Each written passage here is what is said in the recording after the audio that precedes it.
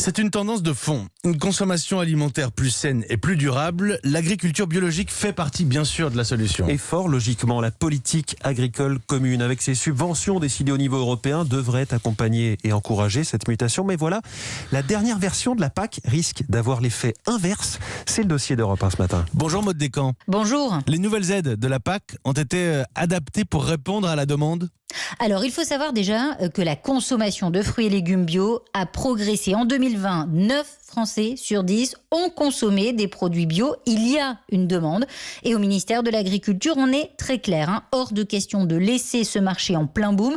Aux voisins européens, la France doit donc pouvoir devenir autosuffisante en la matière. Alors, avec la nouvelle PAC qui courra de 2023 à 2027, l'enveloppe consacrée aux conversions des exploitations vers le bio augmente de 30%. C'est une bonne nouvelle sur le papier.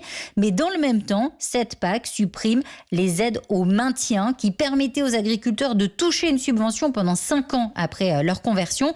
Une aide précieuse puisque les rendements bio sont moins élevés que dans le conventionnel. C'est donc une mauvaise nouvelle pour les agriculteurs déjà convertis, comme Thomas Lafoy, céréalier et maraîcher dans l'Essonne. Ce sont 50 000 € qui disparaissent. C'est fini l'innovation.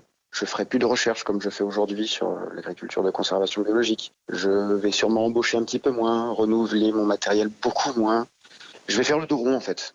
Je vais juste faire le minimum pour survivre. J'ai beaucoup de collègues qui m'ont dit à quoi ça sert de rester en bio. Il y aura des déconversions au niveau national, c'est une évidence. Alors je reprends ce mot, des déconversions, c'est-à-dire des exploitants bio qui reviennent à l'agriculture traditionnelle, conventionnelle. Maud, ça veut dire que ce n'est plus intéressant économiquement ?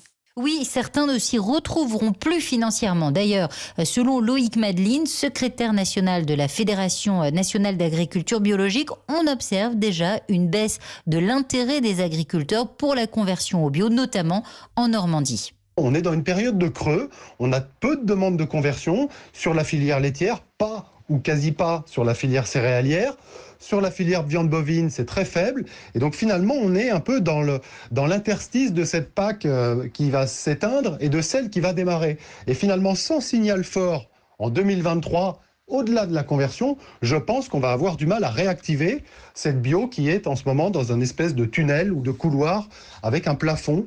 Avec moins de candidats à la conversion, il y a le risque de voir les prix des fruits et légumes augmenter. Et puis, autre risque, les agriculteurs vont davantage se tourner vers un autre label, la HVE, la haute valeur environnementale. C'est une certification agricole, mais qui est beaucoup moins exigeante que le bio. Elle permet notamment d'utiliser des pesticides.